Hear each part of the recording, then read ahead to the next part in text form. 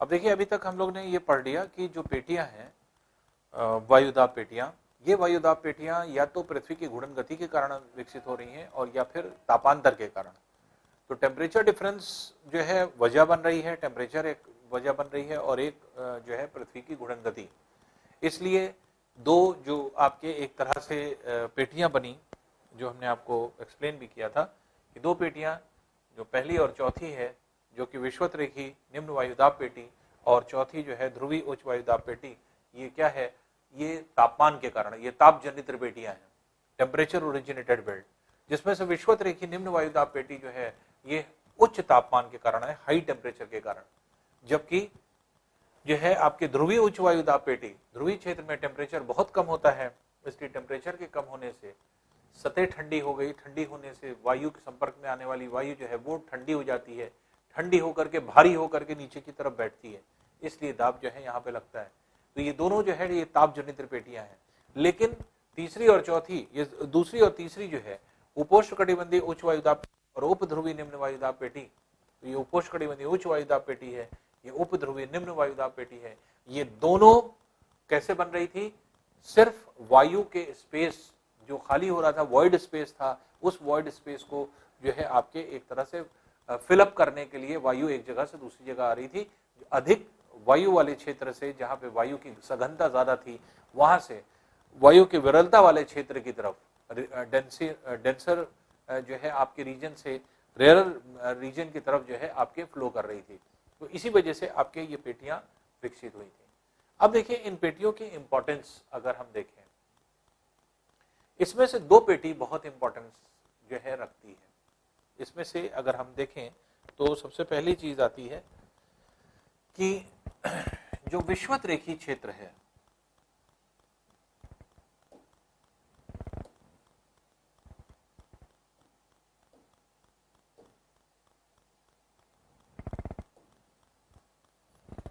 जो विषुवत-रेखी क्षेत्र है, इक्वेटोरियल रीजन है, ये विषुवत-रेखी क्षेत्र जो इक्वेटोरियल रीजन होता है, इसको अगर हम लोग कहें तो ये जो पूरा क्षेत्र होता है, ये एक तरह से ऐसा क्षेत्र होता है जो कि बहुत ज्यादा गर्म होता है थ्रू आउट द ईयर, वर्ष भर उच्च तापमान यहाँ पर स्थापित है।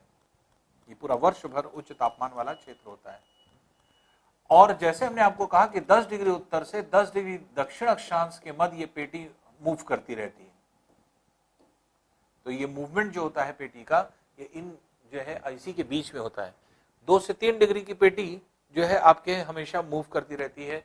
ये डिपेंड करती है सूर्य की लंबवत किरणों के उस पे। खास तौर से जब सूर्य का लंबवत प्रकाश विषुवत रेखा पर होता है, विषुवत रेखा पे कब होता है, मार्च और सितंबर माह में। मार्च और सितंबर माह में जब सूर्य का लंबवत प्रकाश यहाँ पर होता है, तो ऐसी कंडीशन में ये विषुवत रेखी क्षेत्र में जो है आपके यहाँ पर स्थापित होती है। तो यहाँ पे अगर हम लोग देखें तो ये पेटी जो है 5 डिग्री उत्तर से 5 डिग्री दक्षिण अक्षांश के मध्य, ये जो पेटी है ये यहाँ पर स्थापित होती है, 5 डिग्री उत्तर से 5 डिग्री दक्षिण अक्षांश के मध्य। यहाँ क्या होता है, दिन भर अत्यधिक तापमान की वजह से सतह गर्म हो रही है, गर्म सतह होने की वजह से दिन भर जमीन तपती है और तपने की वजह से वायु गर्म होकर के ऊपर की तरफ उड़ जाती है। शाम तक होते होते इतना ज्यादा गर्म क्षेत्र हो जाता है, वायु रहित क्षेत्र जैसे लगने लगता है, क्योंकि वायु गर्म होकर के ऊपर की ओर उड़ गई, इसलिए वायु रहित क्षेत्र हो गया। आसपास से तेज पवनें यहां पर आती हैं, तेज गति से पवनें आती हैं। तो दिन भर क्या होता है कि वायु रहित क्षेत्र की वजह से, वायु के अभाव वाले क्षेत्र की वजह से वायु बहुत विरल हो चुकी है, क्योंकि वायु गर्म होकर के ऊपर की तरफ उड़ गई है। तो इसलिए विरलता की वजह से वायु क्योंकि ऊपर की तरफ उड़ गई है, इसलिए ऐसी कंडीशन में अगर हम लोग देखें तो ये जो टेम्परेचर है ये यहाँ का बहुत ज्यादा बढ़ गया है, वायु का अभाव हो गया है। इसलिए ऐसी स्थिति में जब आप देखते हैं कि जब वायु रहित क्षेत्र होगा, वायु का अभाव रहेगा, तो बहुत शांति बनी रहती है। जैसे अक्सर आप देखते हैं कि तूफान से पहले शांति बहुत बनी रहती है। तो तूफान से पहले शांति क्यों बनी रहती है कि यहाँ पर जो आपके ये जो क्षेत्र है, ये वायु जो का गर्म क्षेत्र है, जो कि ऊपर की तरफ जो है आपकी वायु उड़ जाती है, ये वायु के रहित क्षेत्र हो जाता है, अभाव वाला क्षेत्र हो जाता है, जिसकी वजह से तेज पवनें यहाँ आकर के टकराने लगती हैं। और यहाँ पर आकर के तूफान आने लगते हैं।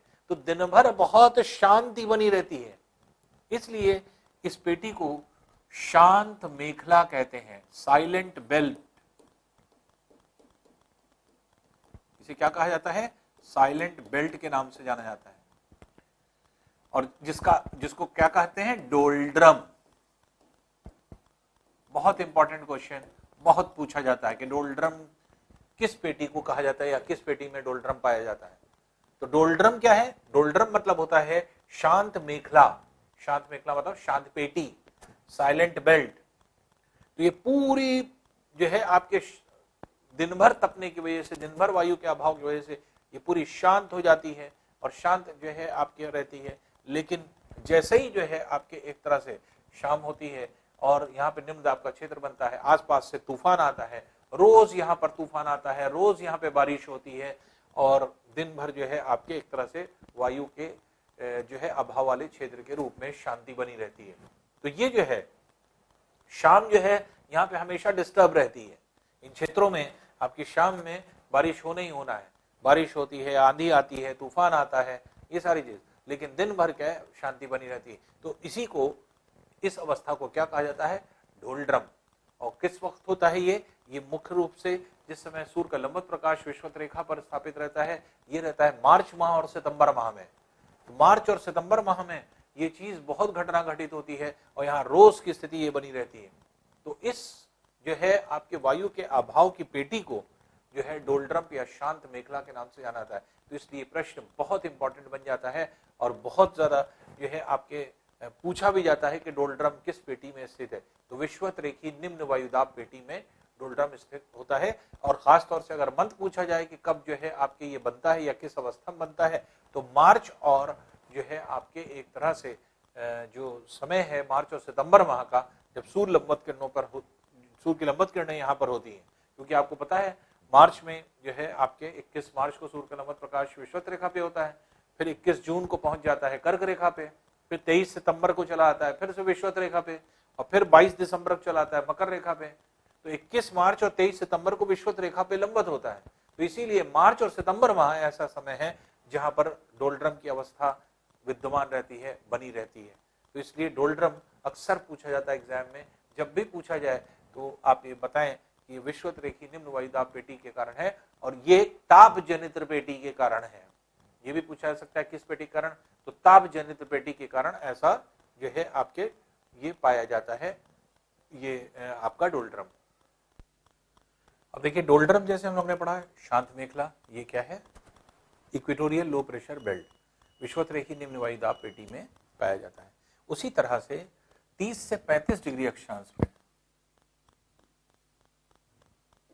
30 डिग्री से 35 डिग्री उत्तर अक्षांश और 30 से 35 डिग्री दक्षिण अक्षांश,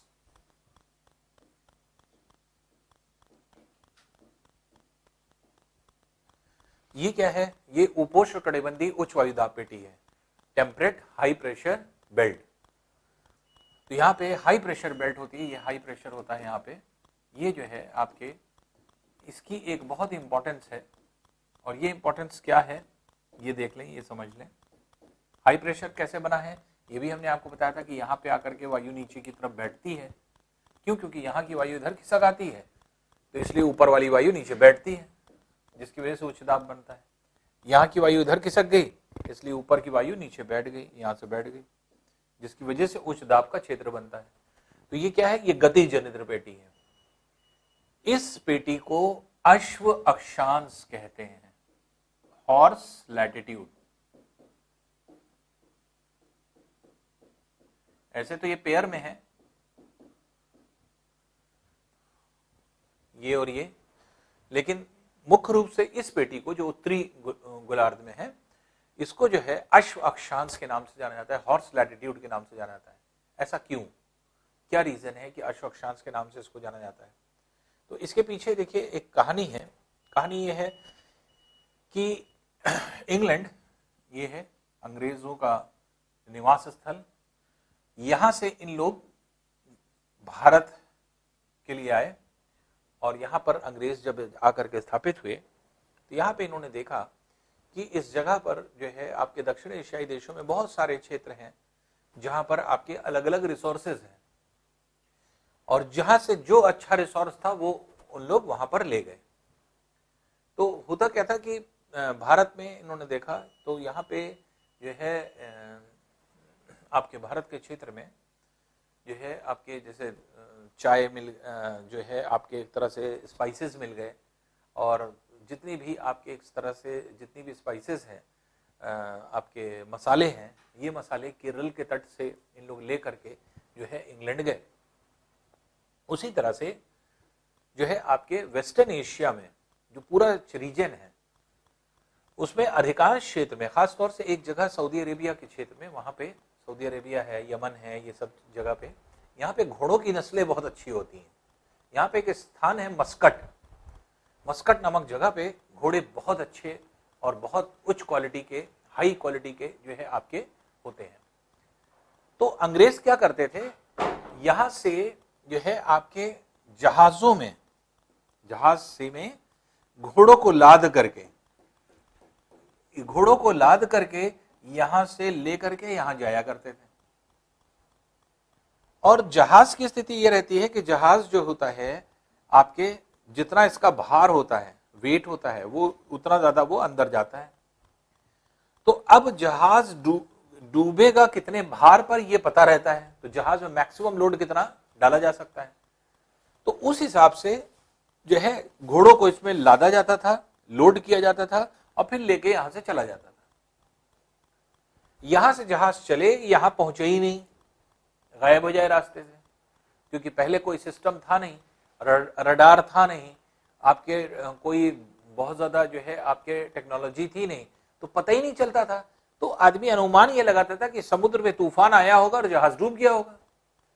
तो यहां से जहाज जो है आपके एक तरह से जाते थे, रास्ते में डूब जाते थे, जाते थे, रास्ते में डूब जाते थे। और उसका रीजन सबसे बड़ा यह था कि 30 से 40 डिग्री अक्षांश पे, जहां पे हम लोग ये कह रहे हैं ये जो पेटी है ये पड़ती है, ये पड़ती थी यहां, ये जो है आपकी पेटी यहां से ऐसे पड़ती है। तो जब जहाज इस पेटी में पहुंचता था तो यहां पर क्या है, यहां पर वायु क्योंकि नीचे की ओर बैठ रही है, तो बैठने वाली वायु दाब लगाती है, प्रेशर लगाती है।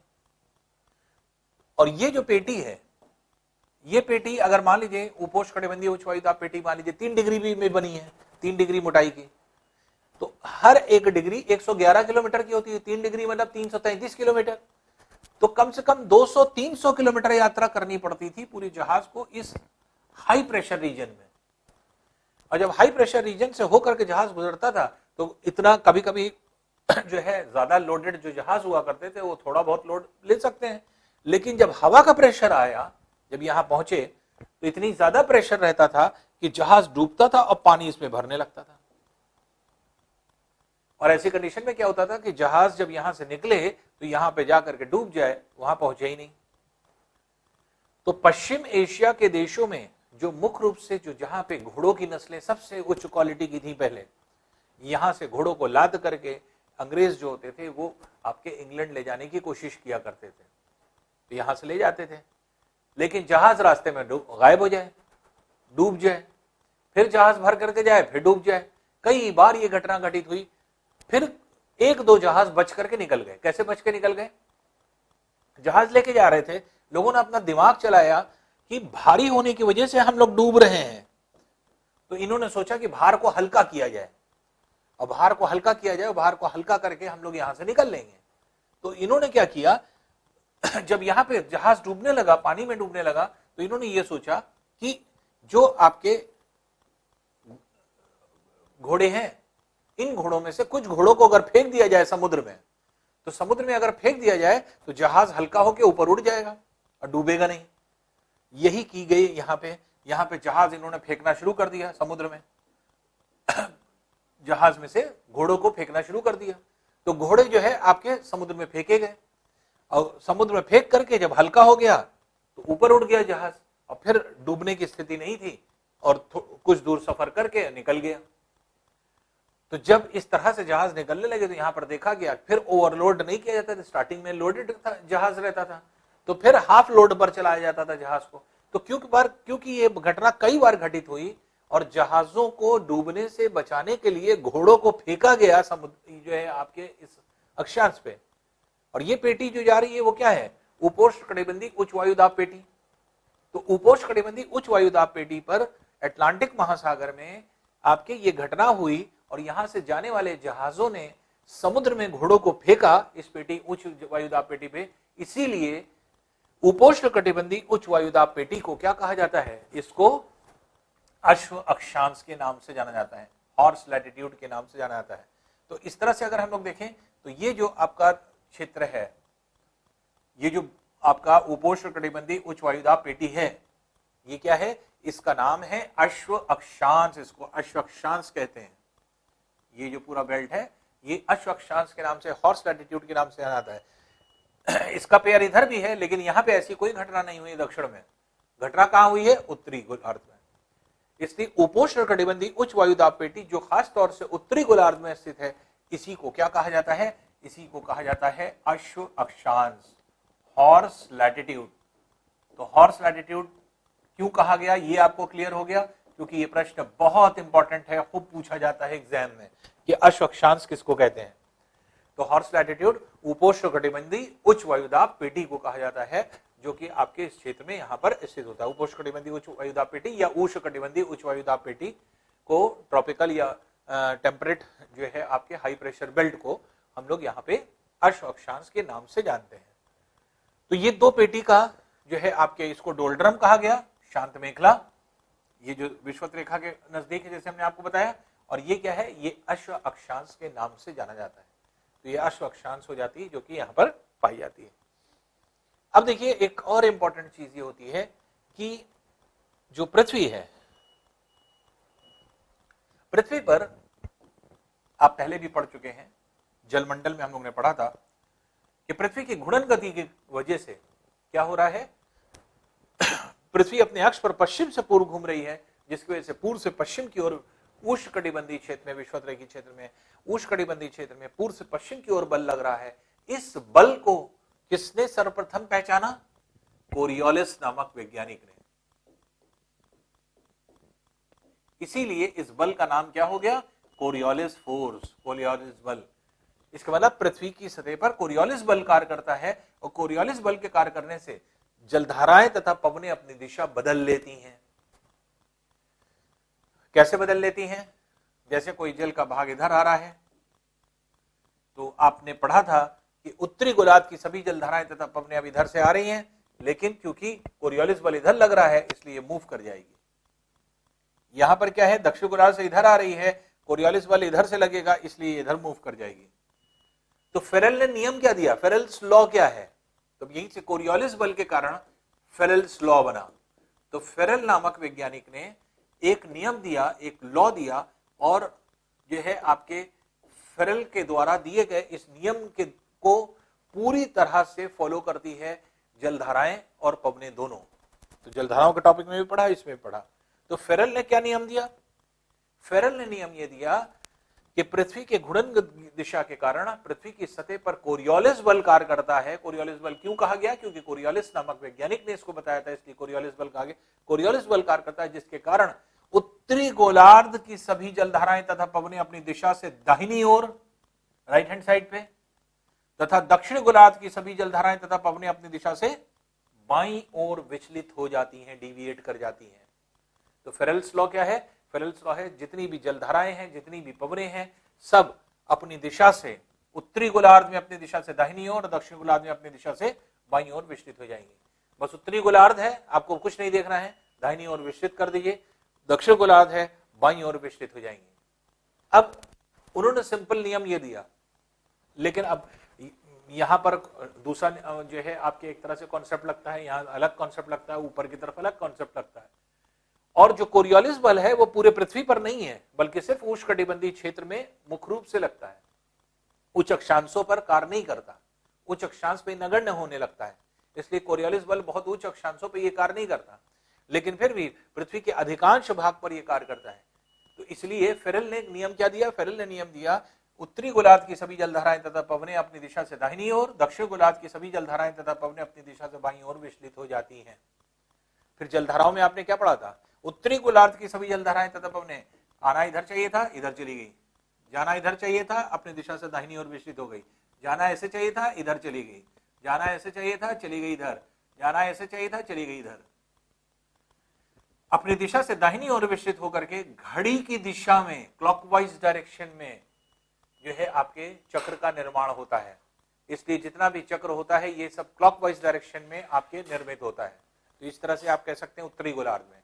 दक्षिण गोलार्ध में यही जल का भाग बाईं ओर विचलित हो जाता है, आगे की तरफ जाना चाहिए ऐसे, ये बाईं ओर विचलित हो गया, फिर आगे की ओर जाना चाहिए, बाईं ओर विचलित हो गया, ऐसे जाना चाहिए, बाईं ओर विचलित हो गया, और इस तरह से बाईं ओर विचलित होकर के एंटी क्लॉकवाइज डायरेक्शन में चक्र का निर्माण होता है। तो उत्तरी गोलार्ध में सभी जलधाराएं तथा पवनें अपनी दिशा से दाहिनी ओर मुड़ करके घड़ी की दिशा में चक्र का निर्माण करती हैं, जिसके कारण जलधाराएं आपने पढ़ा था कि इस तरह से चलती हैं, और दक्षिण गोलार्ध की जलधाराएं ऐसे चलती हैं। यही इफेक्ट पवनों पर होता है। पवनें भी यही काम करती हैं। पवनें हमेशा आपको पता है कि उच्च दाब से निम्न दाब की तरफ प्रवाहित होती हैं, तो उच्च दाब से निम्न दाब की ओर ही प्रवाहित होंगी। तो उच्च वायुदाब पेटी से निम्न वायुदाब पेटी की ओर चलती है, लेकिन फेरेल के नियम का अनुसरण करती है। उत्तरी और दक्षिण गोलार्ध में चलने वाली जितनी भी पवनें हैं, ये सब क्या होती हैं? ये सब फेरेल के नियम का अनुसरण करती हैं। कैसे? देखिए हम दिखाते हैं आपको।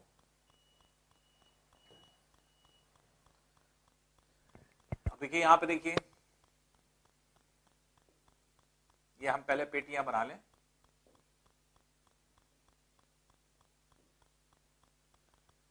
ये लो प्रेशर है, high pressure, low pressure, high pressure, high pressure, low pressure, high pressure.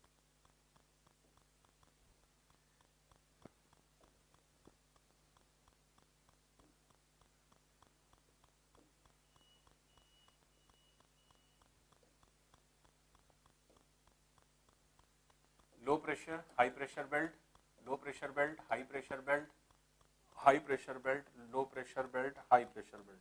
Alternate आप करते चले जाइए, लो हाई लो हाई, लो हाई लो हाई, इस तरह से। अब देखिए पवनों को जाना कैसे चाहिए? High pressure towards low pressure, high pressure towards low pressure, क्योंकि पवनों का प्रवाह कहां होता है? उच्च दाब से निम्न दाब की ओर, तो इसलिए ऐसे होना चाहिए, ऐसे होना चाहिए, ऐसे होना चाहिए। ये high pressure towards low pressure ऐसे होना चाहिए, ऐसे होना चाहिए, ऐसे होना चाहिए, ऐसे होना चाहिए, ऐसे होना चाहिए। High pressure towards low pressure ऐसे होना चाहिए, ऐसे होना चाहिए, ऐसे होना चाहिए, ऐसे होना चाहिए, ऐसे होना चाहिए। दक्षिण गोलार्ध है हाई टू लो, उच्च से निम्न दाब की ओर, तो ऐसे होना चाहिए, ऐसे होना चाहिए, ऐसे होना चाहिए। हाई टू लो ऐसे होना चाहिए, इस तरह से। हाई टू लो ऐसे होना चाहिए। पवनों को ऐसे चलना चाहिए, लेकिन पवनें कभी ऐसे चलती नहीं है। पवनें कैसे चलती हैं? पवनें जो है फेरेल के नियम का अनुसरण करती हैं, और फेरेल के नियम का अनुसरण करके सारी पवनें, उत्तरी गोलार्ध की सभी पवनें तथा जलधाराएं अपनी दिशा से दाहिनी ओर विचलित हो जाती हैं। जो पवन ऐसे आना चाहिए अपनी दिशा से दाहिनी ओर विचलित होकर ऐसे जाती है, ऐसे आती है। तो यहां की पवन कैसे आती है? ऐसे।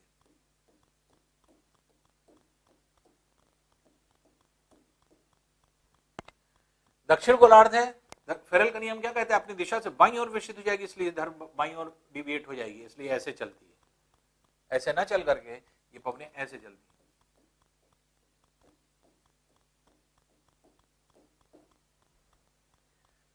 यहां वाली पवन उच्च से निम्न की ओर ऐसे जाना चाहिए। उत्तरी गोलार्ध है, अपनी दिशा से दाहिनी ओर विचलित हो जाएंगे, अपनी दिशा से दाहिनी ओर विचलित होकर के ऐसे जाती है।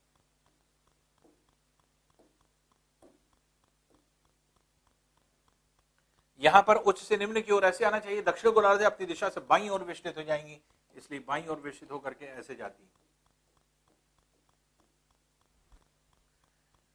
उत्तरी गोलार्ध है, उच्च से निम्न की ओर आ रही है, लेकिन उत्तरी गोलार्ध में अपनी दिशा से दाहिनी ओर विचलित हो जाएंगी, राइट हैंड साइड पे, इसलिए पवनें ऐसे चलती हैं। यहां दक्षिण गोलार्ध है, उच्च से निम्न की ओर ऐसे आना चाहिए, अपनी दिशा से बाईं ओर विचलित हो जाएंगी, लेफ्ट हैंड साइड पे, डिविएट कर जाएंगी, इसलिए पवनें ऐसे चलती हैं। पवनों को चलना चाहिए ऐसे, लेकिन ड्यू टू कोरियोलिस फोर्स फेरेल के लॉ को फॉलो करती हैं और फेरेल के लॉ को फॉलो करके पवनें ऐसे चलती हैं। ये जो है आपके मूवमेंट है। अब हो सकता है अब आप कंफ्यूज हो जाएं कि कैसे बनाएं, इधर बनाएं उधर बनाएं, कैसे बनाएं। बहुत आसान है डायग्राम समझना। देखिए कैसे, अब हम आपको डायग्राम सिखा देते हैं।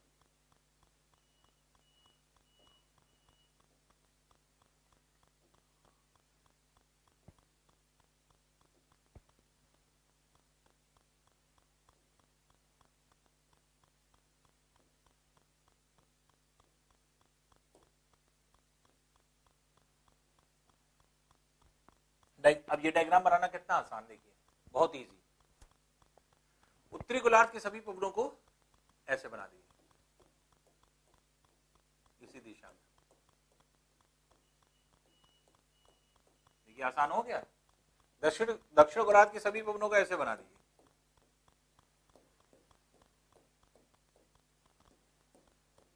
ऐसे बना दिया। पवनों का प्रवाह उच्च से निम्न की ओर होता है, तो high pressure towards low pressure arrow बना दीजिए। High pressure towards low pressure arrow बना दीजिए। High pressure towards low pressure, यहां पे एरो बना दीजिए। High pressure towards low pressure, इधर एरो बना दीजिए। High pressure towards low pressure, इधर एरो लगा दीजिए। High pressure towards low pressure, इधर एरो बना दीजिए। अब देख रहे हैं डायग्राम तैयार आपका। आपको बस सिंपल कुछ नहीं करना है, सिर्फ समझना है क्यों ऐसे हो गई। फेरेल के नियम को हमने लगा के आपको दिखा दिया कि सभी जलधाराएं तथा पवनें अपनी दिशा से दाहिनी ओर विक्षिप्त हो जाती हैं, और सभी जो है आपके एक तरह से दक्षिण गोलार्ध में सभी जलधाराएं तथा पवनें अपनी दिशा से बाईं ओर विचलित हो जाती है। उत्तरी गोलार्ध में दाहिनी ओर, दक्षिण गोलार्ध में बाईं ओर ये विचलित होती है। ये जो है आपके एक तरह से इसका कॉन्सेप्ट होता है पवनों के चलने का। अब ये पवनें जो आपके मूव कर रही हैं, तो अब इनके मूवमेंट से क्या होता है, अब इनके मूवमेंट से अगर आप देखें तो अलग अलग चीजें जो है हमें निकल करके आती हैं। और बेसिकली जो हमारा डायग्राम बना था, वो डायग्राम कैसे बना था ये भी देख लें। अब इसको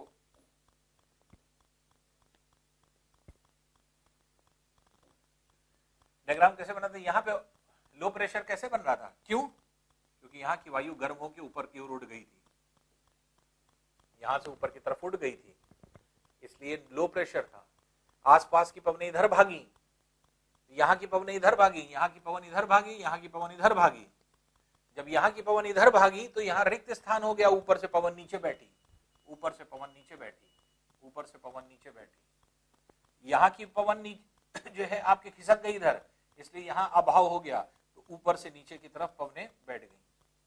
हमने आपको बताया था बुक शेल्फ सबसे नीचे वाली किताब जब आप खींचेंगे तो नीचे खाली वे सब नीचे उसकी जगह ले लेंगी। वही चीज यहाँ है, यहाँ की पवन जैसे ही खिसकी ऊपर वाली पवन नीचे बैठ गई, तो यहाँ बैठ रही है सतह पर, तो पृथ्वी की सतह पर बैठ रही है, इसलिए उच्च दाब बन रहा है। फिर यहां पर सतह के ठंडे होने से भारी होने के कारण वायु यहां पे बैठ रही है, उच्च दाब का क्षेत्र है। अब हमने आपको बताया था जो ऊपर बैठ रही है वो इधर की ओर आएगी, और जो यहां बैठ रही है उसका कुछ भाग इधर जाएगा, इसका कुछ भाग इधर आएगा। अब यहां से 65 से 70 डिग्री पर, अब ये 30 से 35 था, ये 65 से 70 डिग्री होता है। 65 से 70 डिग्री पर जो है ये दोनों पवनें मिलती हैं, और मिलने के उपरांत टकरा के ऊपर उड़ जाएंगी। जैसे पृथ्वी की सतह, इधर से कुछ पवनें आ रही हैं, इधर से भी कुछ पवनें आ रही हैं, तो कहां जाएंगी? इधर वाली ना इधर जा पाएगी, ना इधर वाली इधर आ पाएगी। तो जब पवन आ रही है तो क्या हो जाएगी? टकरा करके ऊपर की तरफ उड़ जाएगी। वही कंडीशन यहां होती है, दोनों पवनें टकरा करके ऊपर की तरफ उड़ जाती है, यहां टकरा करके ऊपर की तरफ उड़ गई। इसकी वजह से जब ऊपर उड़ गई तो निम्न दाब बन गया, लो प्रेशर बन गया। यहां की पवन इधर आ रही है, यहां की पवन इधर आ रही है, टकरा करके ऊपर की तरफ उड़ गई, तो देखिए जो ऊपर पवन आई थी, यहाँ पे रिक्त स्थान हो गया, यहाँ रिक्त स्थान हो गया, क्योंकि यहाँ पवन नीचे बैठ गई है। इस रिक्त स्थान की पूर्ति करने के लिए यहाँ वाली पवन इधर और यहाँ वाली पवन इधर चली जाती है। यहाँ पे रिक्त स्थान है, यहाँ पे रिक्त स्थान है, क्योंकि यहाँ की पवन नीचे बैठ गई है, और ऊपर आने वाली ये पवन आधी इधर चली जाती है। इसी तरह से ऊपर आने वाली पवन आधी इधर और इधर आधी मूव कर जाती है। तो इस तरह से ये देखिए चक्र बन गया, यहाँ पे चक्र बन जाता है। गर्म होके ऊपर उठी, फैली, नीचे बैठी, फिर इधर आई। अब ये चल रहा है चक्र, यहाँ पे चक्र चल रहा है, यहाँ पर चक्र चल रहा है इस तरह से। अब ये चक्र बन गया, हमेशा के लिए बन गया। यहाँ पे चक्र चल रहा है, ये देख रहे हैं, ये साइकिल बन गई। और जब ये साइकिल बन जाती है तो ये जो है आपके एक तरह से अलग नहीं होती। ये जो चक्र बना, इन पवनों के बारे में, पवन के उठने के बारे में, चक्र कैसे बना, निम्न दाब की पेटी कैसे डेवलप हुई, इसका विस्तृत विवरण किसने? हेडली ने।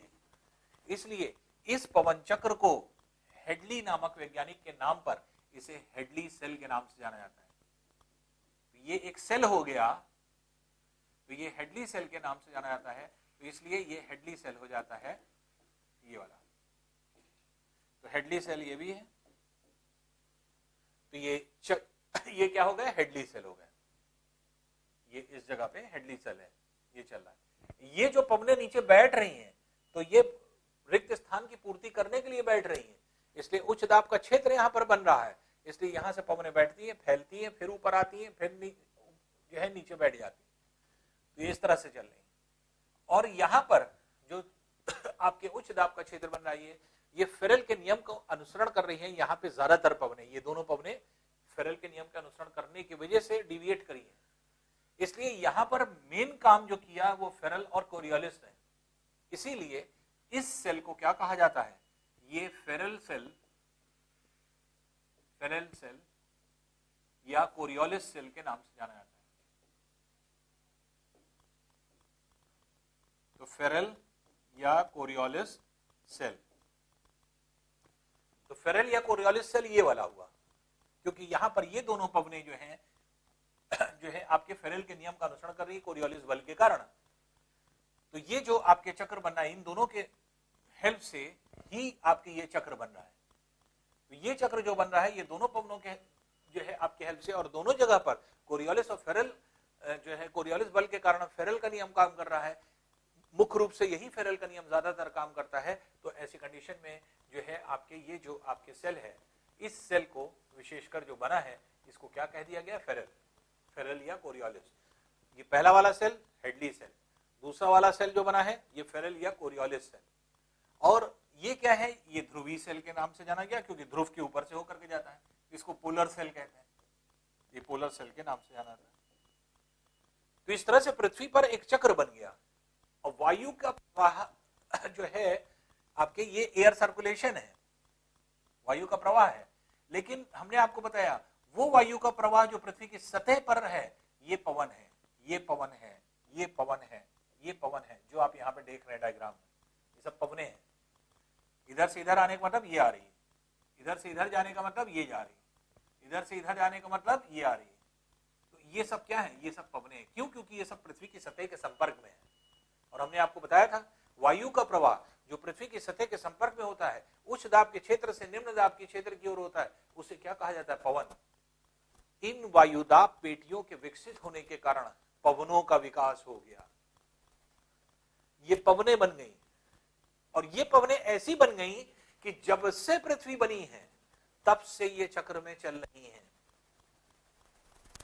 और पृथ्वी पर चाहे तापमान बढ़े घटे कुछ भी हो, तापमान अपमान से कोई लेना देना नहीं। तापमान से सिर्फ इतना होता है, सूर्य की लंबवत किरणों से सिर्फ इतना होता है कि जो बेल्ट है बस वो खिसकती है, बाकी पवनें अपनी जगह मौजूद रहती हैं। पवनों के अंदर कोई भी वेरिएशन नहीं आता। तो पवनों में क्योंकि वेरिएशन नहीं आता, इसी कंडीशन में आप देखते हैं कि ये जो पूरा क्षेत्र होते हैं, ये एक तरह से आपके ऐसे क्षेत्र बनते हैं क्योंकि यहाँ पे कोई वेरिएशन नहीं आता, फिक्स है। ये पवनें हमेशा के लिए हो गई, एक ही दिशा में चलती हैं और साल भर चलती रहती है। तो वो पवनें जो हमेशा चलती हैं, पृथ्वी के जन्म लेने से पृथ्वी की मृत्यु तक चलेंगी, ऐसी पवनें जो हमेशा चल रही हैं और अपने प्रवाहित होने की दिशा में कोई परिवर्तन, इनकी दिशा कभी नहीं बदलती, ये फिक्स दिशा है जो आपको दिखाई जा रहा है डायग्राम में, ये चेंज नहीं करेंगे। इस डायरेक्शन में, इस जो है दिशा में ये पवनें चलती हैं, और ये पवनें जब इस दिशा में चलती हैं तो इनकी पवनों की दिशा बदल नहीं रही है। तो हमने आपको क्या डिफाइन किया था, ऐसी पवनें, ऐसे वायु का प्रवाह जो पृथ्वी की सतह के संपर्क में होता है, उच्च दाब के क्षेत्र से निम्न दाब की ओर होता है, तो ऐसे जो है पवनों को क्या कहा जाता था, ऐसे पवनों को जो है आपके एक तरह से प्रवाहित होने वाले पवनों को पवन कहा जाता था। और इन पवनों को, जिनके प्रवाहित होने की दिशा निर्धारित है, फिक्स है, और ये कभी नहीं बदलती, ऐसी पवनों को क्या कहा जाता है, सनातन पवनें। तो ये सनातन पवनें होती हैं, परमानेंट विंड्स होती हैं, हमेशा चलती हैं, तो ये सनातन पवनों के नाम से या स्थायी पवनों के नाम से, परमानेंट विंड्स के नाम से जानी जाती हैं। तो ये परमानेंट विंड्स हो जाती हैं जो कि इस प्रकार से आपके मूव करती हैं। तो इस तरह से अगर हम लोग देखें तो अब इस डायग्राम को अब आपको समझ में आएगा। अब इस डायग्राम को अगर हम लोग देखें तो देखिए ये सारे डायग्राम आपको क्लियर होगा। ये पहली पेटी जो आपकी है, ये विषुवत रेखीय निम्न वायुदाब पेटी, ये वाली,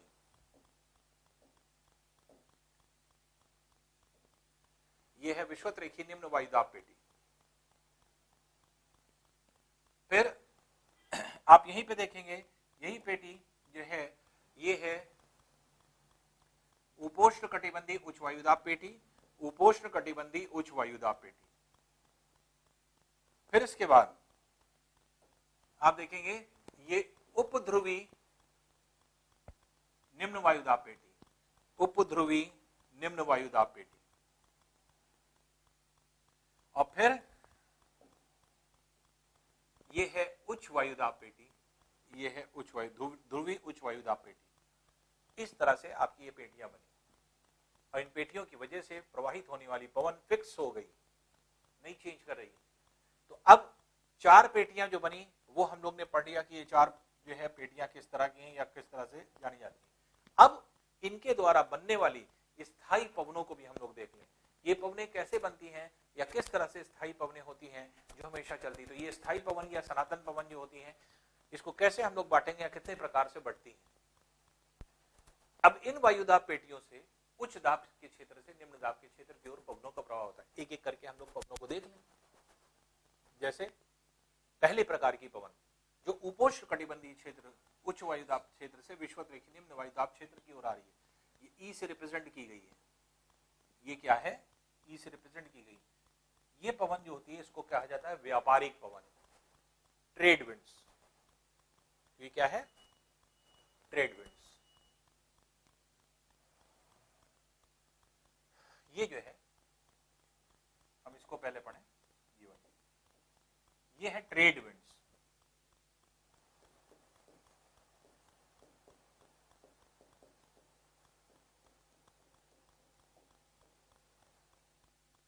ट्रेड विंड्स व्यापारिक पवन इनको क्यों कहा जाता है? व्यापारिक पवन कहने का तात्पर्य क्यों है, क्यों कहा जाता है, ऐसा क्यों कहते हैं? पश्चिमी एशियाई क्षेत्र में पूरा मरुस्थलीय क्षेत्र है, पूरा अगर हम पश्चिम एशिया को देखेंगे, ये पूरा पश्चिम एशिया मरुस्थल का क्षेत्र है, मरुस्थलीय बेल्ट है। और मरुस्थल में एक जगह से दूसरी जगह ट्रांसपोर्ट का जो साधन होता है वो क्या होता है, ऊंट होता है। ऊंट के माध्यम से सामान एक जगह से दूसरी जगह हम लोग ले जाते हैं। तो ऊंट आसानी से चल पाता है, और चलने की जो घटना है वो क्या है, चलते जो है हम लोग किस प्रक्रिया के अनुसार चलते जो है, हम लोग न्यूटन के गति के तीसरे नियम के अनुसार है। तो हर क्रिया की बराबर तथा विपरीत प्रतिक्रिया होती है। अब हम लोग चलते हैं तो हम लोग क्या करते हैं, जब हम लोग को धीरे धीरे चलना होता है, स्पीड नहीं होनी, तो धीरे धीरे हम लोग पैर रखते हैं। हमें अगर तेज थोड़ा सा चलना होता है तो हम लोग पैर को मारते हैं जमीन पे, जिसके जितनी तेज मारेंगे उतनी तेज उठेगा। तो जॉगिंग कर रहे हैं तो धीरे धीरे मार रहे हैं। और अगर हमें बहुत तेज रन करना होता है तो बहुत तेजी से मारते हैं, पैर जितनी तेज मारेंगे उतनी तेज उठेगा। तो इसलिए प्रतिक्रिया बल के कारण हमारा पैर उठता है। अब अगर मान लीजिए कि आपका पैर है और प्रतिक्रिया बल के कारण यहां पर पैर धंस गया किसी चीज में, बल आपने लगाया और जहां पैर रखा वहां धंस गया और प्रतिक्रिया बल लगा ही नहीं, तो ऐसी कंडीशन में क्या आप तेज चल पाएंगे? नहीं चल पाएंगे। जैसे समुद्र के किनारे बालू पड़ी रहती है, रेत, कभी जाइए नदी के किनारे बालू या रेत पड़ी रहती है, उस पर चल के देखिए, या ऊंचे ऊंचे मोटे मोटे डंलप के गद्दों पर चल करके देखिए, क्या चल लेंगे इजिली? जैसे हम लोग ऐसे जो है नॉर्मल वॉक करते हैं, क्या वो वॉक कर लेंगे? नहीं कर पाएंगे आप। क्यों? क्योंकि जब आप पैर रखेंगे अंदर धंस गया, तो जो आपने यहां पर फोर्स लगा आपके पैर का, प्रतिक्रिया बल मिला ही नहीं। जब प्रतिक्रिया बल नहीं मिलता तो हम लोग क्या करते हैं, पैरों को अपने उठाना पड़ता, उठा उठा के चलना पड़ता है। तो पैर ऐसे उठा करके ऐसे उठाते हैं, ऐसे उठाते हैं, उठा उठा के चलते हैं।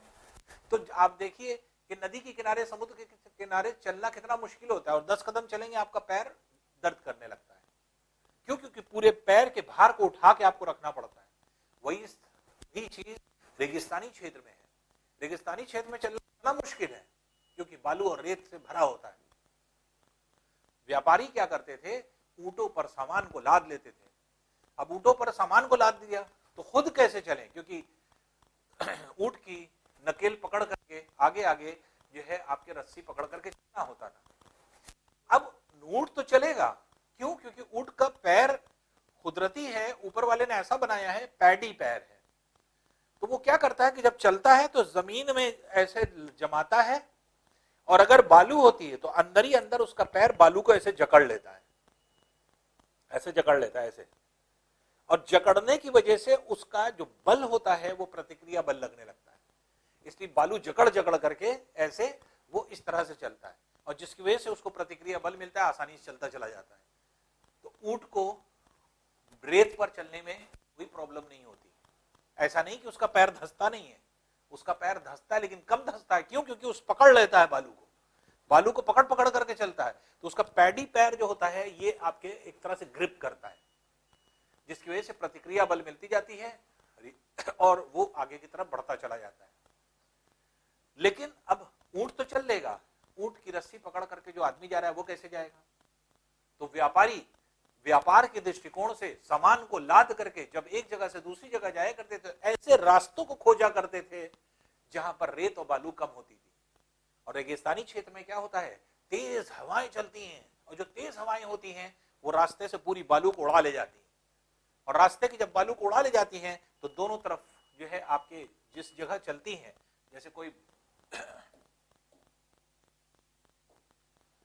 जैसे किसी रीजन में जो है आपके जाना है, यहां से बालू और रेत उड़ गई तो आसपास के क्षेत्र में ऊंचे ऊंचे टीले बन जाएंगे। इनको बालू स्तूप कहा जाता है या सैंड ड्यून्स कहा जाता है। तो आप देखते हैं फिल्मों में देखते हैं ऊंचे ऊंचे बालू के पर्वत जो है आपके लगे होते हैं, टीले लगे होते हैं रेगिस्तान में। तो ये क्या है, और जो साफ रास्ता होता है जहां पवनें चलती है वहां से बालू उड़ जाती है, यहां पे चलना आसान होता है। तो व्यापारी ऐसे रास्तों को खोजा करते थे और एक जगह से दूसरी जगह व्यापार के दृष्टिकोण से इन रास्तों पे चला करते थे। इन रास्तों को क्या कहा जाता है, पश्चिमी एशियाई देशों में अलग अलग मरुस्थल में अलग अलग नाम दिया गया है। कहीं पर इनको रेग कहा जाता है, कहीं पर इनको हमादा कहा जाता है, कहीं इनको कारवां कहा जाता है। तो ये सब जो है इसका नाम है। तो रेग है, हमादा है, कारवां है, ये सब इसके जो है नाम है अलग अलग जो है इसमें मरुस्थलों में। तो इन रास्तों पे चल करके व्यापारी अपने व्यापार के दृष्टिकोण से सामान एक जगह से दूसरी जगह ले जाया करते थे, और ये पवने जो हैं आपके इसको साफ कर देती थी जो है बालू को। जो पवने साफ करती थी ये व्यापार में हेल्प करती थी, इसीलिए इन पवनों को नाम क्या दे दिया गया, व्यापारिक पवन का। इसको व्यापारिक पवने कहा जाता है। तो व्यापारिक पवन जो है आप कहते हैं ट्रेड विंड्स जिनको कहा जाता है, ये ट्रेड विंड्स व्यापारिक पवन के नाम से जानी जाती है।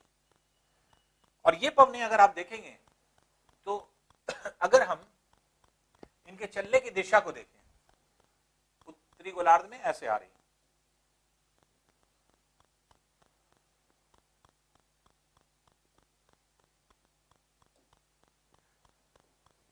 उत्तरी गोलार्ध में ऐसे आ रही, दक्षिण गोलार्ध में ऐसे आ रही। दिशा के अनुसार ये उत्तर दिशा है, ये पूर्व दिशा है, ये दक्षिण दिशा है और ये पश्चिम दिशा है।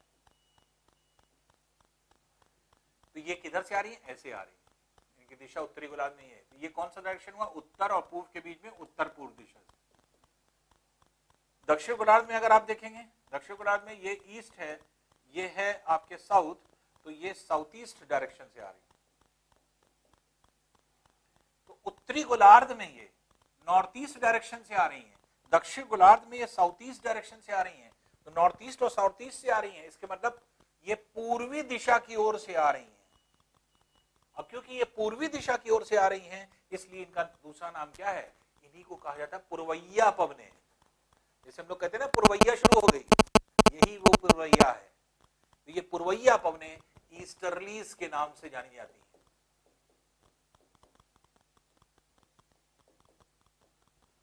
अब आप कहेंगे पुरवैया हमेशा चलती नहीं है, वर्ष भर चलती है, आपको अनुभव नहीं होता। देखिए कैसे, अभी हम आपको लास्ट में बताएंगे, समझाएंगे कि आपको कभी पुरवैया मिलती है, कभी पछुआ मिलती है, लेकिन हर जगह ऐसा नहीं होता। यहां पर क्या है, यहां पर रहने वाले लोग सिर्फ पुरवैया जानते हैं, क्योंकि यहां हमेशा 12 महीने पुरवैया चलती रहती है, यहां पछुआ नहीं चलती। यहां पर रहने वाले लोग पुरवैया नहीं जानते, क्योंकि पुरवैया तो ये पवन है जो पूर्व दिशा की ओर से आती है। ये पुरवैया या पूर्वी पवन जिसको कहा जाता है, ईस्टर्लीज के नाम से जानी जाती है, या व्यापारिक पवनों के नाम से जाना जाता है। तो ये पुरवैया के नाम से जानी जाने वाली पवन होती है जो कि चल रही है। अब ये उच्च अक्षांश से निम्न अक्षांश की ओर आ रही है। जलधाराओं में आपने क्या पढ़ा था, ऐसी जलधाराएं जो उच्च से निम्न की ओर आती हैं वो क्या होती हैं, गर्म होती है कि ठंडी होती है।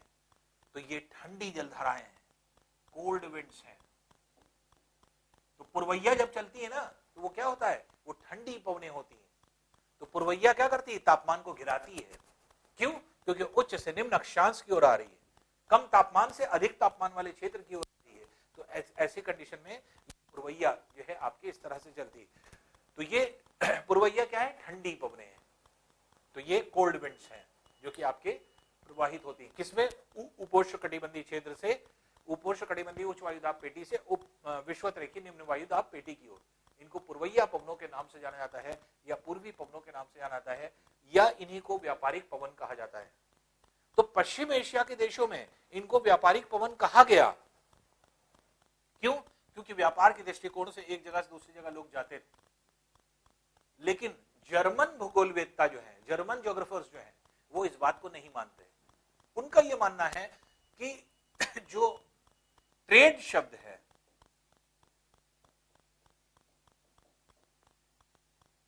ट्रेड शब्द है, इसका ट्रेड व्यापार से कोई संबंध नहीं है। ये कहते हैं कि ट्रेड शब्द जो है वो जर्मन भाषा के ट्रैक शब्द से बना है। और ट्रैक का मतलब होता है, ये जर्मन भाषा का ट्रैक शब्द, ये ट्रैक के मतलब क्या होता है, एक निश्चित दिशा में चलना, एक सही दिशा में चलना। जैसे हम लोग कहते हैं ना, सही ट्रैक पे चल रहे हो, तो ट्रैक क्या है, पाथ, रास्ता। तो यहां पर क्या है कि जो ट्रैक है, तो जर्मन भूगोलवेत्ता व्यापारिक पवनों का व्यापार से कोई संबंध नहीं मानते, जबकि एक्चुअल में ये पश्चिम एशिया के देशों से संबंधित है। लेकिन उनका ये मानना है कि जर्मन भाषा के ट्रैक शब्द से ट्रेड वर्ड बना है, क्योंकि ये पवन निश्चित दिशा में वर्ष भर चलती रहती है, इसीलिए ट्रैक से ट्रेड बना है। जबकि इसको बहुत कम लोग मानते हैं, जर्मन भूगोलवेत्ताओं की बातों को सिर्फ जर्मनी मानते हैं बस, और उसमें भी जर्मन में सारे नहीं मानते, कुछ मानते हैं। विश्व के ज्यादातर लोग इसे व्यापारिक पवन ही कहते हैं। इनको पुरवैया पवन या फिर व्यापारिक पवनों के नाम से इस प्रकार से जाना जाता है।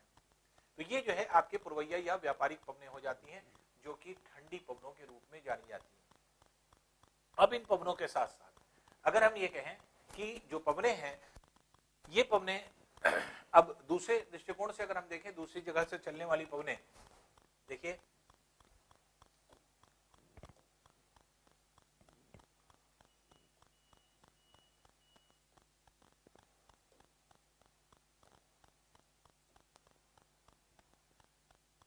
अब हम आ रहे हैं ये पवनें सेकेंड। इन पवनों को अगर आप देखें तो ये उत्तरी गोलार्ध में ऐसे जा रहे हैं, दक्षिण गोलार्ध में ये ऐसे जा रहे हैं। ये दिशा क्या है, ये उत्तर दिशा, ये पश्चिम दिशा। इसके मतलब दक्षिण में ये किधर से आ रहे हैं? उत्तर पश्चिम दिशा से। उत्तरी गोलार्ध में ये किस दिशा से आ रहे हैं? ये दक्षिण दिशा है, ये पश्चिम दिशा है, तो ये दक्षिण पश्चिम से जा रही है। तो ये दक्षिण पश्चिम से जा रही है, ये उत्तर पश्चिम से जा रही है। दोनों पवनें किस दिशा की ओर से चल रही हैं? पश्चिम दिशा की ओर से चल रही हैं। तो पश्चिम दिशा की ओर से चलने के कारण इन पवनों को क्या कहा जाता है? इन पवनों को कहा जाता है पछुआ पवनें, वेस्टर्लीज। तो ये पछुआ पवनें हैं, वेस्टर्लीज हैं। तो पछुआ पवनें कहां से कहां चलती हैं? उपोष्णकटिबंधीय उच्च वायुदाब पेटी से उपध्रुवी निम्न वायुदाब पेटी की ओर। उपोष्णकटिबंधीय उच्च वायुदाब पेटी से उपध्रुवी निम्न वायुदाब पेटी की ओर ये पछुआ पवनें क्यों कहा जा रहा है? पश्चिम दिशा की ओर से जा रही हैं। उत्तरी गोलार्ध में दक्षिण पश्चिम दिशा की ओर से, दक्षिण गोलार्ध में उत्तर पश्चिम दिशा की ओर से, अर्थात पश्चिम दिशा की ओर से चल रही है। जैसे ये पूर्वी क्षेत्र से आ रही थी पुरवैया, उसी तरह से ये पछुआ जा रही है। ये निम्न से उच्च अक्षांश की ओर जा रही है। निम्न से उच्च अक्षांश की ओर जाने की वजह से क्या है? ये गर्म पवनें हैं, वार्म विंड है। ये वार्म विंड है, गर्म पवनें। तो पछुआ पवनें क्या होती हैं? गर्म पवनों के रूप में जानी जाती हैं। ये सब गर्म पवनें होती हैं, वार्म विंड होती हैं। तो इस तरह से अगर हम लोग देखें तो जो पछुआ पवनें हैं, ये आपकी पछुआ पवनें हैं, ये जा रही हैं। तो ये आपकी पवनें होती हैं जो किस जगह से जो है मूव करती हैं, पछुआ पवनों के रूप में वेस्टर्लीज के नाम से जानी जाती हैं। और इनके साथ क्या है कि उत्तरी गोलार्ध अगर आप देखें, उत्तरी गोलार्ध में तो देखिए स्थल ही है। दक्षिण गोलार्ध में लेकिन आप देखेंगे तो दक्षिण गोलार्ध में मेनली अगर आप देखें तो ज्यादातर जली जल है। स्थल होने की वजह से आपके कहीं पर उच्च दाब, कहीं पे निम्न दाब, कहीं पे उच्च दाब, कहीं पे निम्न दाब, तो स्पीड नहीं बन पाती पवनों की, पवनों को दाबांतर नहीं मिल पाता, इसलिए धीमी गति से पवनें चलती हैं। कहीं स्थल पे हम लोगों के यहाँ कहीं तेज पवनें चलती है, नहीं चलती। लेकिन समुद्र में चले जाइए तो भीषण तेज पवनें चलती हैं। क्यों? एक समान दाबांतर मिलता है, प्रेशर डिफरेंस, और एक समान दाबांतर मिलने की वजह से तेज गति से पवनें चलती हैं, बहुत तेज गति से। इसलिए पछुआ पवनें जो उत्तरी गोलार्ध की हैं वो शांत हैं, बहुत ज्यादा। दक्षिण गोलार्ध की पछुआ पवनें यहां पर अगर आप देखें तो ये सब जो आपका क्षेत्र है, मैक्सिमम क्षेत्र में कहीं पर भी आपके स्थल नहीं है, सब जगह जल ही जल है। और जल ही जल होने की वजह से यहां पर क्या है कि इस पूरे क्षेत्र में अगर आप देखें तो तीव्र गति से पवनों का प्रवाह होता है, बहुत तेज गति से। और ये पवनें जब ये चलती हैं तो ऐसी कंडीशन में अगर आप देखेंगे तो 40 डिग्री दक्षिण अक्षांश पर जब ये पवनें चलती हैं, तो 40 डिग्री दक्षिण अक्षांश पे, तो दूर से ऐसा लगता है जैसे कोई दहाड़ रहा हो या गरज रहा हो। तो दहाड़ने और गरजने जैसी आवाज सुनाई पड़ती है, जैसे शेर के दहाड़ने, बादल के गरजने जैसी आवाज। इसीलिए 40 डिग्री दक्षिण अक्षांश पे तीव्र गति से इन चलने वाली तूफानी पवनों को पछुआ पवनें हैं ये, इनको क्या कहा जाता है? इनको जो है इनको दहाड़ती चालीसा या गरजती चालीसा के नाम से जाना जाता है। तो दहाड़ती चालीसा या गरजती चालीसा, क्योंकि जब पवनें तेज चलती हैं आप देखते हैं घर्षण बल के कारण तेज जो है आवाजें निकलती हैं। किसी भी जगह पर देखो हू करके तेज हवाएं जो चलती है, तो आंधी तूफान आता है तो आप देखें कितनी तेज जो है आपकी ध्वनियां उत्पन्न होती हैं। तो उसी तरह से यहाँ पे इतनी तेज पवनें होती हैं 40 डिग्री दक्षिण अक्षांश पे, क्योंकि 40 डिग्री पे चल रही है इसलिए इसको चालीसा कहा जा रहा है। और आवाज कैसी निकल रही है? दहाड़ने वाली या गरजने वाली, जैसे शेर दहाड़ रहा हो या बादल गरज रहा हो। इसीलिए इसको क्या कहा जाता है? इसको दहाड़ती चालीसा या गरजती चालीसा के नाम से या रोरिंग 40s के नाम से जाना जाता है, क्योंकि शेर के दहाड़ने को रोर कहते हैं, या जो है आपके एक तरह से बादल के गरजने को भी रोर कहते हैं। तो इसलिए रोरिंग 40s के नाम से इनको जाना जाता है। तो दहाड़ती अथवा गरजती चालीसा इसको कहते हैं 40 डिग्री दक्षिण अक्षांश में। 50 डिग्री दक्षिण अक्षांश में यही पछुआ पवनें और तीव्र गति से चलने लगती हैं। जब और तीव्र गति से चलती है तो और भीषण जो है आपके रूप ले लेती है, और इनसे जो है आपके ध्वनियां उत्पन्न होने लगती हैं। ऐसी ध्वनियां उत्पन्न होने लगती हैं कि आदमी डरावनी आवाजें निकालने लगती हैं। जैसे आप हॉरर शोज देखते हैं तो हॉरर शो में क्या है, हू करके अजीब सी आवाजें निकलती हैं। तो इस तरह की आवाजें जो निकलती हैं वो क्रिएट कैसे हो रही? पवनों की वजह से। तो पवनें जो हैं यहाँ पे बहुत डरावनी आवाजें निकालती हैं घर्षण बल के कारण, और डरावनी आवाजें निकालने की वजह से इसे क्या कहा जाता है, 50 डिग्री दक्षिण अक्षांश पे चलने वाली इन पवनों को क्या कहा जाता है, भयानक अथवा प्रचंड पचासा। भयानक पचासा या प्रचंड पचासा, जिसको हम लोग कहते हैं फ्यूरियस 50s। फ्यूरियस मतलब क्या होता है, डरावना, तो फ्यूरियस 50s के नाम से जाना जाता है। तो भयानक पचासा या प्रचंड पचासा या फ्यूरियस 50s के नाम से ये पवनें जानी जाती हैं। तो ये फ्यूरियस 50s वाली पवनें होती हैं जो यहाँ पर चलती है। और 60 डिग्री दक्षिण अक्षांश पे अगर हम लोग देखें तो 60 डिग्री दक्षिण अक्षांश पे ये पवनें और तीव्र हो जाती हैं, भयानक तीव्र हो जाती हैं, तीव्र गति से इनका प्रवाह होने लगता है, और इतनी तेज गति से प्रवाहित होती हैं जैसे दूर से लगता है कोई चीख रहा है या चिल्ला रहा है। तो चीखने और चिल्लाने जैसी आवाजें आती हैं 60 डिग्री दक्षिण अक्षांश पे इन पछुआ पवनों से। तो ये सब पछुआ पवनें हैं, लेकिन विशेषकर सिर्फ दक्षिण गोलार्ध में चल रही। क्यों, हमने आपको बताया दक्षिण गोलार्ध में सिर्फ जल ही जल है, इसलिए एक समान दाबांतर मिलने की वजह से तेज गति से पवनों का प्रवाह होता है। तो 60 डिग्री दक्षिण अक्षांश पे इसे कहा जाता है चीखती साठा या चिल्लाती साठा के नाम से जाना जाता है। तो चीखती अथवा चिल्लाती साठा, और चीखने चिल्लाने को क्या कहा जाता है इंग्लिश में, श्रीक करना। तो श्रीक करना कहा जाता है, चीखना चिल्लाना श्रीक करना। तो इसीलिए चीखती साठा या चिल्लाती साठा को श्रीकिंग 60s के नाम से जाना जाता है। तो इसको श्रीकिंग 60s या फिर जो चीखती या चिल्लाती साठा के नाम से जाना जाता है। तो श्रीक करना जो है आपके एक तरह से कहा जाता है ये चीखने चिल्लाने को। तो 60 डिग्री दक्षिण अक्षांश में चलने वाली ये पछुआ पवनें, ये सब पछुआ पवनें हैं। 40 डिग्री पर दहाड़ती अथवा गरजती चालीसा, 50 डिग्री पर भयानक अथवा प्रचंड पचासा, और 60 डिग्री पर चीखती अथवा चिल्लाती साठा ये पवन होती है जो कि यहाँ पर चलती है। ये सब पछुआ पवनों के नाम से जानी जाती है, पछुआ पवनें होती है। तो ये जो है आपकी दूसरी प्रकार की पवन हो गई जो सेकंड जो है उसमें चलती है। फिर अगर हम देखें तो अब आती है तीसरी पवन। तीसरी पवन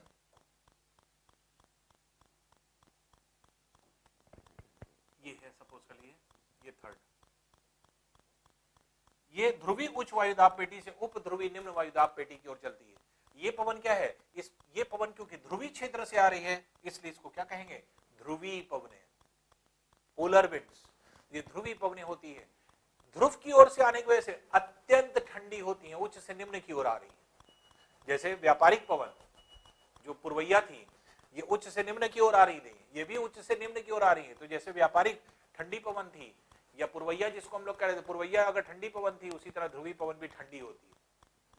तो ध्रुवी पवनें ठंडी पवन होती है, व्यापारिक पवन ठंडी पवन होती है, जबकि पछुआ जो है ये आपके गर्म पवनें होती है।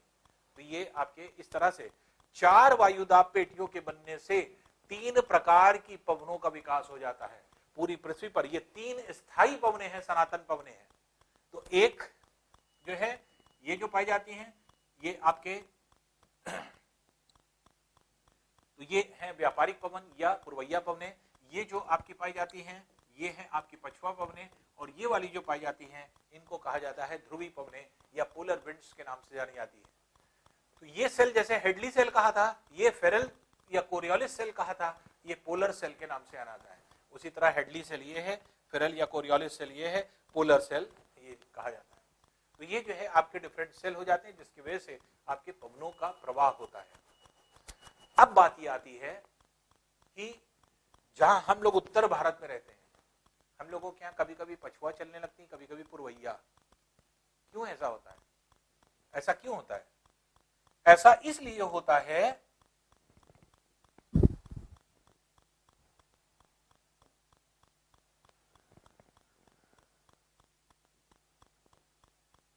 मान लीजिए 30 डिग्री उत्तर अक्षांश और ये है 35 डिग्री उत्तर अक्षांश।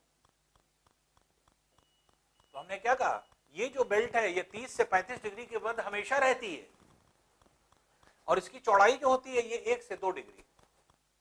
अब यहां पर क्या है, जैसे फॉर एग्जाम्पल मान लीजिए हम लेते हैं, सपोज कर लीजिए जहां हम लोग रहते हैं इलाहाबाद, इलाहाबाद ये है।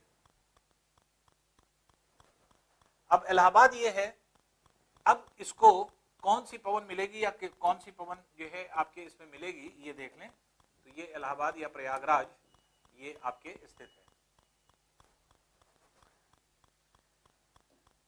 होता क्या है, जो ये पेटी है, हमने आपको कहा ये पेटी हमेशा मूव करती रहती है। मान लीजिए ये पेटी यहां पहुंची, यहां बनी, ये पेटी यहां बनी है, 2 डिग्री 3 डिग्री में होती है और 35 से 30 के बीच में रहती है। जब ये पेटी यहां पर बनी तो इसके इधर चलने वाली पछुआ, इधर चलने वाली पुरवैया, तो इधर चलने वाली जो है ये है पछुआ और ये है पुरवैया, ये पुरवैया है और ये पछुआ है। तो अभी इलाहाबाद में कौन सी चल रही है पवन, पुरवैया, अभी पुरवैया चल रही है।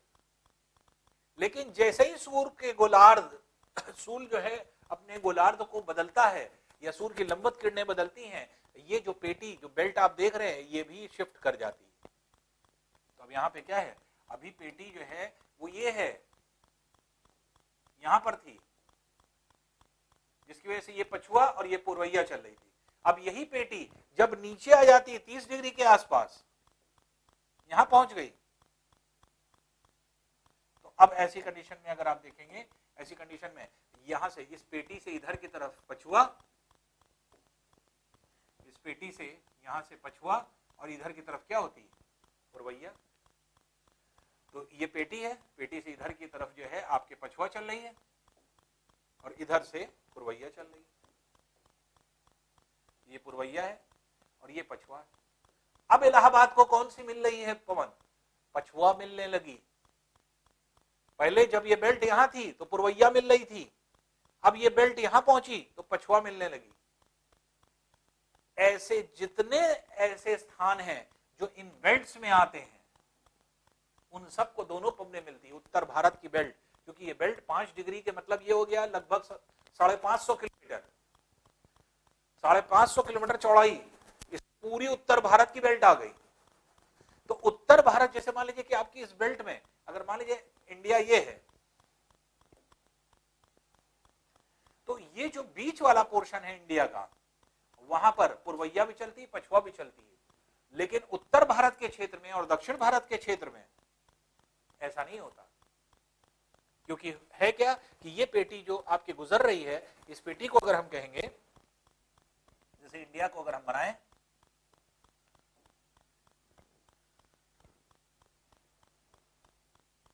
ये है पेटी, तो कभी यहां पे पुरवैया मिलने लगती है, कभी यहां पे पछुआ मिलने लगती है।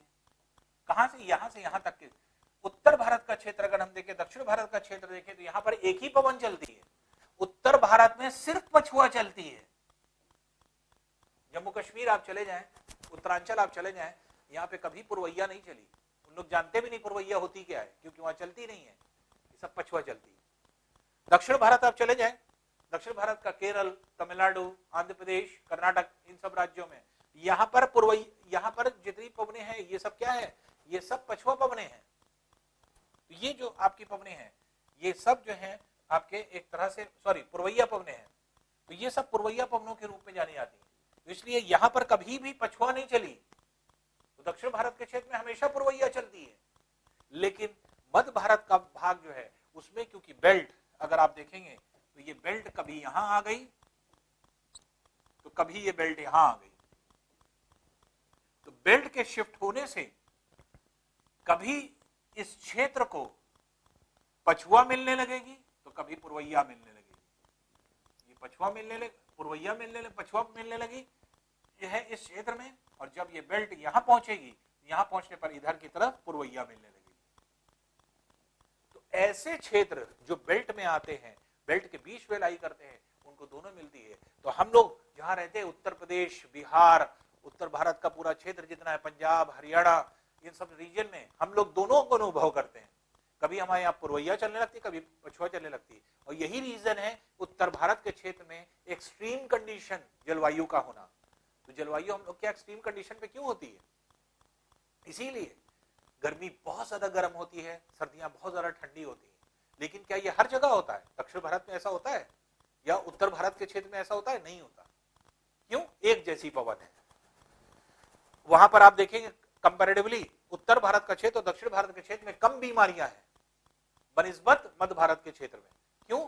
जब मौसम बदलेगा, क्लाइमेट चेंज होगा, पूर्वैया से पछुआ चलेंगी, पछुआ से पूर्वैया चलेंगी, मौसम चेंज होते ही वायरल इन्फेक्शन शुरू हो जाते हैं। वायरस जो है आपने यही चेंजिंग मौसम में ही वायरस डेवलप करते हैं, वायरल इन्फेक्शन शुरू हो जाते हैं। इसीलिए मध्य भारत के क्षेत्र में अगर आप देखेंगे बीमारी ज्यादा होती है। तो नॉर्मली क्या है कि हम लोग के दिमाग में क्योंकि ऐसा रहता है, भाई हम लोग को कभी पछुआ मिल रही, कभी पूर्वैया मिल रही है, हम लोग ये थोड़ी कहेंगे फिक्स पवने हैं, वो फिक्स हैं, लेकिन हम लोग को इसलिए मिल रही है क्योंकि हम लोग ऐसी बेल्ट में हैं जहां पर ये जहां पे पूर्वैया और पछुआ आ जाती है। लेकिन ऐसा नहीं है, ये पवने वर्ष भर एक ही दिशा में चलती रहती हैं, इसीलिए इनको सनातन पवन या जो है आपके एक तरह से स्थायी पवनों के नाम से जाना जाता है। तो इसलिए ये टॉपिक जो है अगर आप देखेंगे तो बहुत इंपॉर्टेंट टॉपिक हो जाता है, बहुत इंपॉर्टेंट टॉपिक हो जाता है। और ये सारी पवनें क्या है, ये फिक्स्ड है, ये फिक्स्ड है, ये कहीं पर इधर उधर जो है आपकी ये पवनें जो है नहीं चलती, इनकी डायरेक्शन फिक्स है, ये इनका क्षेत्र फिक्स है। और ये कभी भी ऐसा नहीं कि जो है आपके पूर्वैया पछुआ के क्षेत्र में चली जाए, पछुआ पूर्वैया के क्षेत्र में चली जाए, जो जहां पर है वो वहीं पर फिक्स है। इसीलिए इसको सनातन पवन कहा जाता है या परमानेंट विंड्स कहा जाता है, स्थायी पवनों के नाम से जाना जाता है, जो कि आपके ये पवनें चलती हैं। तो इस तरह से अगर आप देखेंगे तो ये सनातन पवनों का टॉपिक हो जाता है जो आपने पढ़ा अभी तक। वायुदाब पेटियों की वजह से 4 वायुदाब पेटियां बनती, जिसकी वजह से 3 स्थायी पवनों का विकास होता है। ये 3 प्रकार की स्थायी पवनें होती हैं जो कि विकसित होती है।